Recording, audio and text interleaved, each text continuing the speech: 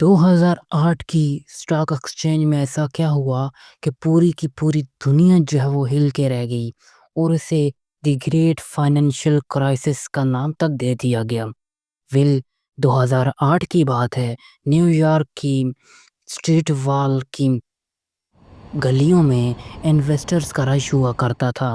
ان کو اپنے سٹاکس کو لے کے بڑی بے چینی اور بہت زیادہ ٹینشن ہوا کرتی تھی کہ کس طرح سے ہم ان کو گرو کر سکتے ہیں، لیکن ان بیچاروں کو پتہ ہی نہیں تھا کہ آنے والے چند ہفتوں کے بعد ان کی زندگی ہی بدلتی جائے گی۔ بات سٹارٹ ہوئی 2002 میں، جب امریکہ کی کچھ کمپنیوں نے اور بینکس نے وہاں کے رہائشیوں کو لون دینا سٹارٹ کر دیا۔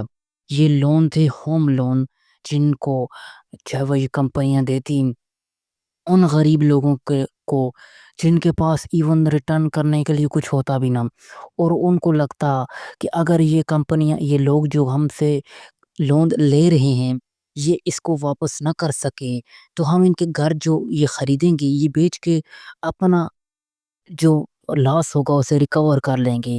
لیکن انفارچونیٹلی ان کمپنیوں کی یہ خواب ہی رہ گیا۔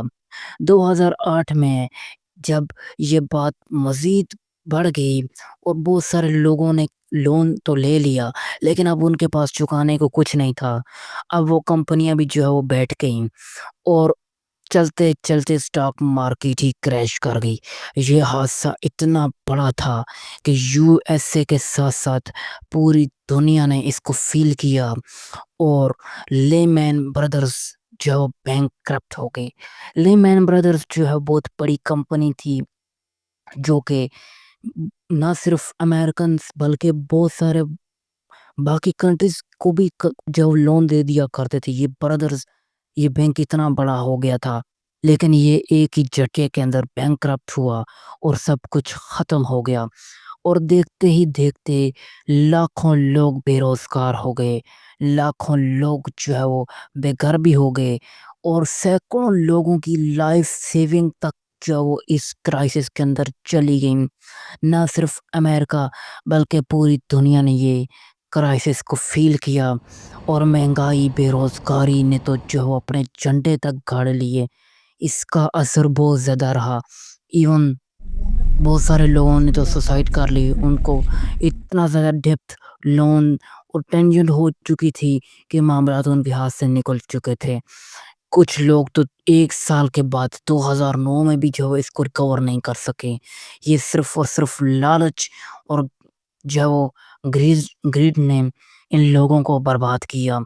اس کے بعد یو ایس گورنمنٹ نے ایک لا بنایا جس سے جو کوئی بھی بینک اس طرح کی حرکت نہیں کر سکے گا، اور بہت ساری پالیسیز بنائی گئیں، اور گورنمنٹ نے اس کو روکنے کے لیے کوشش کی، لیکن انفارچونیٹلی اس طرح سے ریکور نہیں کیا جا اس کا لاس جس طرح سے اس کو جو ہونا چاہیے تھا، اور یہ بڑے بڑے کمپنیوں کے خواب جو تھے وہ ادھورے رہ گئے، اور بہت زیادہ نقصان بھی اٹھانا پڑا ان کو۔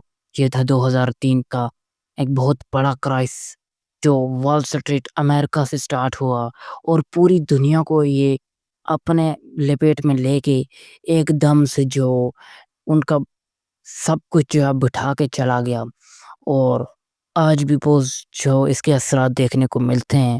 آپ اس بارے میں کیا کہتے ہیں؟ Do subscribe for more informative videos, like do subscribe, any for more comment.